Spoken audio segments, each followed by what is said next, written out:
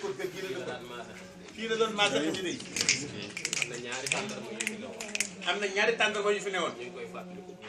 ngi koy fàttaliku bu yàggul dara benn bi ci la sëñ Massamba daan toog ci maas xasida yi benn bi ci la sëñ Massamba daan toog maas xasida yi benn bi fi la daan toog di jàpp benn bi fi la daan toog di jàpp kon nag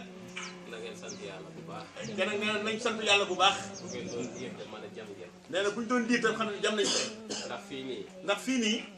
teg fi sa tànk rek teg fi sa tànk rek ku aajoom na ko faj ku aajoom na ca faj du ko def loolu sëñ bi ko wax loolu sëñ bi nee na sëñ bi toog moo ko wax kon nag seen siyaar bii nee na kon suñu siyaar bii sëñ bi nee na nañ ko jàpp sëñ bi nee nañ ko jàpp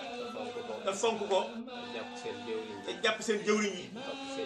topp seen ginnaaw ngeen xam ne liggéey sëñ Touba te ngeen xam ne liggéey sëñ Touba bu leen ca jiitee sëñ Touba ko tànnal boppam te sëñ Touba ko du tànn ko doyul ni ngeen leen di jàppalee nag kenn ku ci ne day jàppale jëwriñ la loo gis luy defar liggéey bi bu ko wax ci suuf wax ko jëwriñ mu dégg ko jàll na ko ci mbokku taalibe bi yëpp kon neen suñu leen mi leen di sant di leen ñaanal aajo ju fi ja waa ji mën a indi yàlla ko suñ Tuubaa faj ci barke xasida yi ci barke alxuraan ci barke baax mu tëdd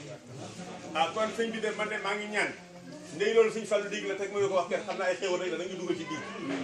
alxuraan jooju tamit barke xasida yi itam ngóor yooyu fi ne dañu dugal ci biir ndax loolu mooy jël kon ñu la koy ñaan nga fasaale na ci ba nangu leen ñaan